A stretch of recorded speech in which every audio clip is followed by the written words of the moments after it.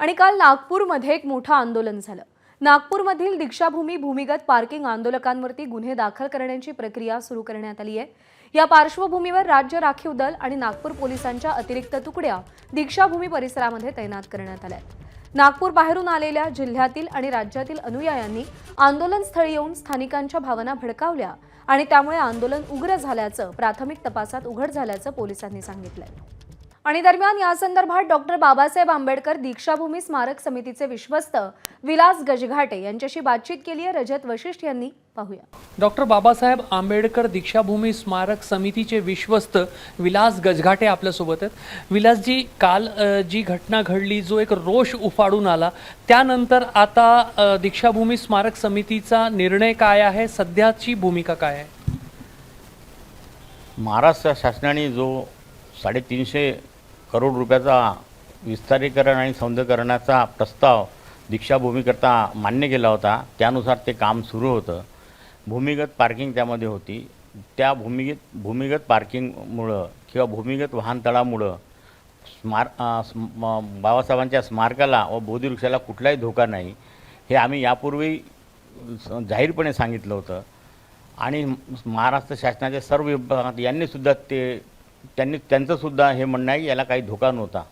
परंतु अचानकपणे गेल्या काही 15 दिवसापासून समाजामध्ये अनेक गैरसमज आणि भ्रम निर्माण करणारे व्हॉट्सअप चालले आणि त्यातून समाजाचा संभ्रम निर्माण होऊन तीव्र भावना त्याबाबत पार्किंगबाबत तीव्र भावना झाल्या। त्या तीव्र भावनाच्या आणि जनशोभाचा हे पाहता आम्ही 2 सभाही घेतल्या, त्यांना सर्व समजावून सांगितलं, तरी जनभावनेचा उद्रेक काही थांबे नाही। काल त्याचा उद्रेक होण्यापूर्वीच आम्ही ते सर्व व्यवस्थित असलं, सरकारने जे केलं त्याला कुठलाही धोका नसतानासुद्धा जनभावनेचा आदर करून आम्ही त्याला स्थगिती दिली।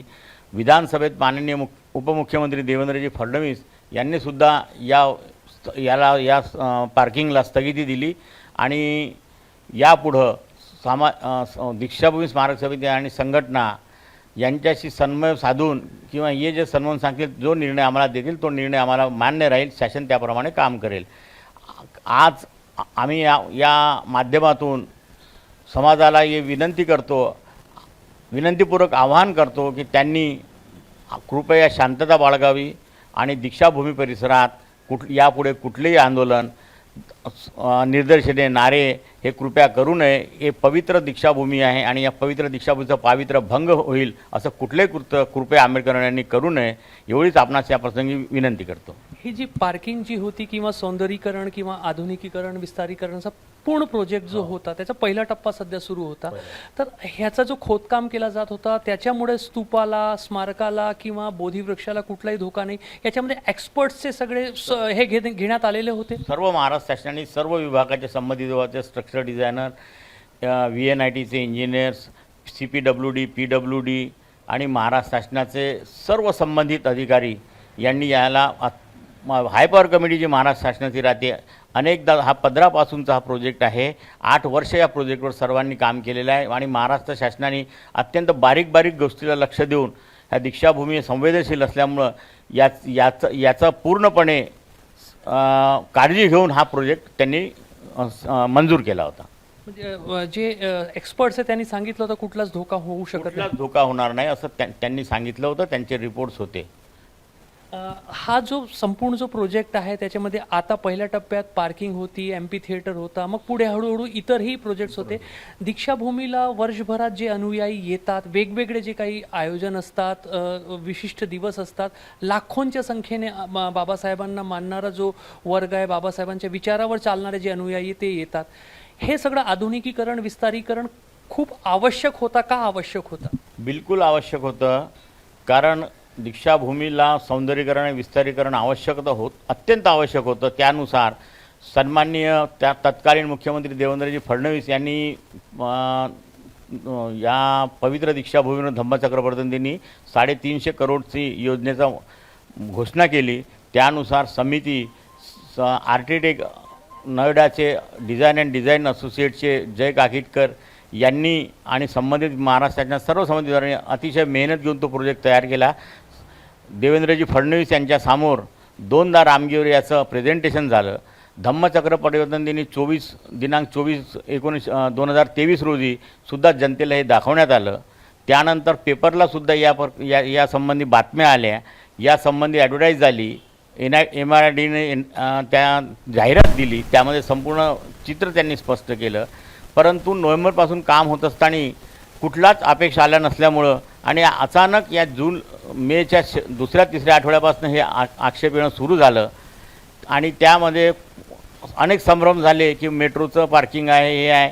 परंतु आम्ही लोकांना सांगितलं, परंतु कोणीच त्याच्याकडे लक्ष दिलं नाही. आम्ही संघटनाचं समाधान करण्याचा प्रयत्न केला आणि काल त्याचा तो उद्रेक झाला.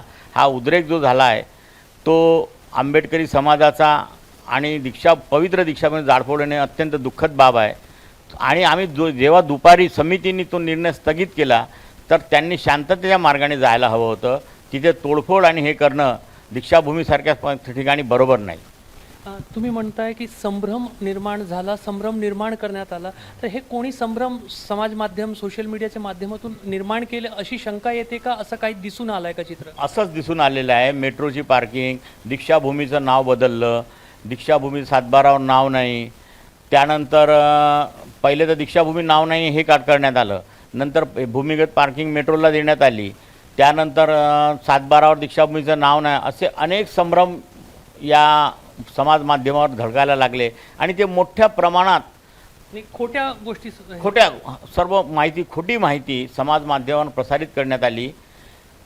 आणि काही लोक नेहमी दीक्षाभूमीवर येत होते त्या काळात आणि त्यांनी खड्ड्याचे व्हिडिओ काही म्हणजे आपल्या मताप्रमाणे जे व्हिडिओ त्यांनी काढले आणि ते समाज माध्यमावर प्रसारित केले. त्यामुळं सुद्धा मोठा भ्रम समाजात निर्माण झाला. समाजामध्ये हे दुही पसरवण्याचं आणि सामाजिक वातावरण बिघडण्याचं काम झालं. आम्ही त्यांना सांगितलं होतं, संघटना ज्या आमच्याकडे आल्या होत्या त्यांना आम्ही सांगितलं की यामुळं कुठलाही धोका नाही, परंतु तुमची जर भावना असेल त्यावर पुनर्विचार करू. पुनर्विचार करण्याचं पत्रसुद्धा आम्ही MRDला दिलं होतं. परंतु काल सकाळीच ते पत्र दिलं. परंतु यांनी जिद्द केली की पुनर्विचार नको, रद्द करा. यांच्या भावनाचा आदर करून आम्ही ते रद्द केलं दुपारी. महाराष्ट्र शासनाचे उपमुख्यमंत्री सन्माननीय देवेंद्रजी यांनी विधानसभेत ते स्थगिती दिली. तरीसुद्धा दीक्षाभूमीवर जातावेळी जी तोडफोड झाली, जी जाळपोळ झाली, ती अत्यंत मनाला वेदना देणारी होती. नागपूरचे आंदोलक जास्त संख्येत नव्हते, बाहेरून आंदोलक आले होते, एक अशी चर्चा सुरू आहे. तुमची माहिती काय किंवा तुमच्यापर्यंत याबद्दल काय जानकारी आलेली? आम्ही असं ऐकलं आहे की प्रॉपर नागपूरचे लोक आणि आता आम्ही 40-45 वर्षापासून समाजामध्ये काम करतो. अनेक सामाजिक धार्मिक आंदोलनातले कोणतेही चेहरे इथे नव्हते.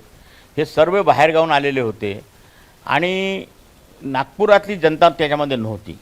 नागपुरातले सामाजिक कार्यकर्ते नव्हते, सामाजिक संघटना नव्हत्या, राजकीय कार्यकर्ते नव्हते आणि सामान्य जनता तर नव्हती. कोणीतरी चिथावणी दिली आहे याचा हे जे भ्रम निर्माण करणारे आहेत त्याच्याबाबत आम्ही महाराष्ट्र शासनाला आणि पोलीस प्रशासनाला एक पत्र समितीने दिलं आहे की हा जे भ्रम फैलवला त्याचा खरा सूत्रधार शोधून काढा.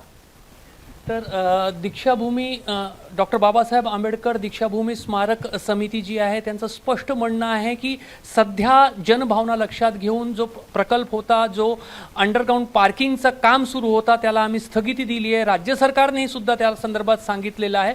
मात्र ज्या पद्धतीने तोडफोड झाली आणि अशी शंका व्यक्त केली जाते की तोडफोड करणारे जे आहे ते नागपूरचे नव्हते, त्या संदर्भात दीक्षाभूमी स्मारक समिती जी आहे त्यांनी दुःख व्यक्त केलेलं आहे आणि पुढं सर्वांना विश्वासात घेऊनच पुढचा पाऊल जो आहे तो उचलण्यात येईल. त्यासाठी एक्सपर्ट्सची मदत सुद्धा घेण्यात येईल आणि जर कुणाच्या मनामध्ये शंका असेल तर त्या शंकेचा निरसन करण्यासाठी कितीही वेळ लागला तरी लोकभावना विश्वासात घेऊनच पुढचा पाऊल उचलण्यात येईल अशी ग्वाही जी आहे ते डॉक्टर बाबासाहेब आंबेडकर दीक्षाभूमी स्मारक समितीचे विश्वस्त देत आहेत. कॅमेरामॅन अतुल हिरडेसह रजत वसिष्ठ, ABP माझा, नागपूर. ABP माझा, उघडा डोळे बघा नीट.